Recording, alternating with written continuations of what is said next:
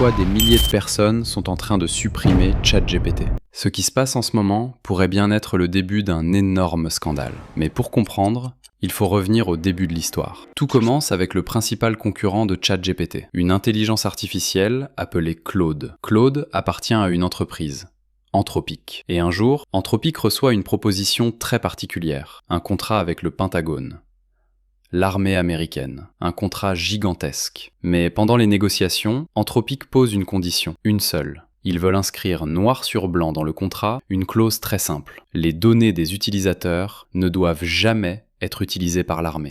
Jamais. Et encore une chose, ils refusent que leur intelligence artificielle serve à créer des armes autonomes pilotées par l'IA. Des machines capables de décider qui vit et qui meurt. La réponse du Pentagone est immédiate. Refus. Pas de clause. Pas de garantie écrite. Anthropic quitte alors les négociations. Fin de l'histoire? Pas vraiment. Parce qu'au même moment, une autre entreprise négocie avec le Pentagone. OpenAI, la société derrière ChatGPT. Et cette fois, le contrat est signé. Quand l'information sort, les journalistes posent une question simple. Est-ce que vous avez exigé les mêmes garanties que votre concurrent? Une protection écrite des données des utilisateurs? La réponse de Sam Altman, le patron d'OpenAI, va surprendre beaucoup de monde. Selon certaines déclarations, le Pentagone aurait simplement donné une promesse. Une promesse que les données ne seraient pas utilisées. Mais cette promesse ne figure pas explicitement dans le contrat.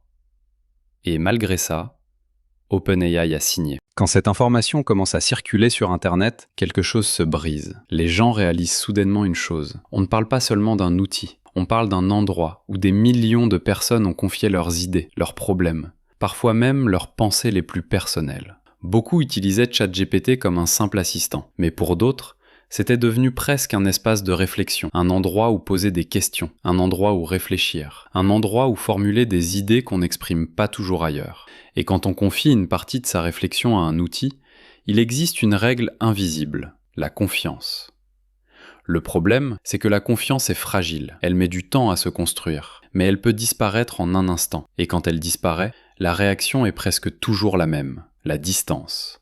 Les gens s'éloignent, parfois sans bruit, sans colère, simplement parce que le lien n'est plus le même. Et c'est là que cette histoire dépasse largement la technologie, parce que ce mécanisme existe partout, dans les relations humaines, dans les amitiés, dans les couples, dans les entreprises, dans le business.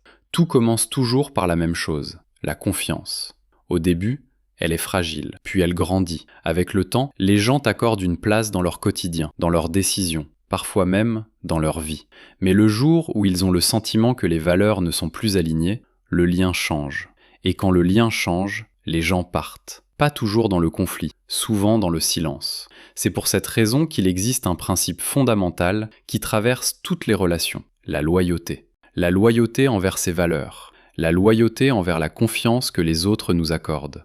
Parce que dans la durée, ce n'est pas la puissance, la technologie ou l'argent qui maintiennent une relation. C'est la confiance. Et quand cette confiance disparaît, tout peut disparaître avec elle. C'est l'envers du décor.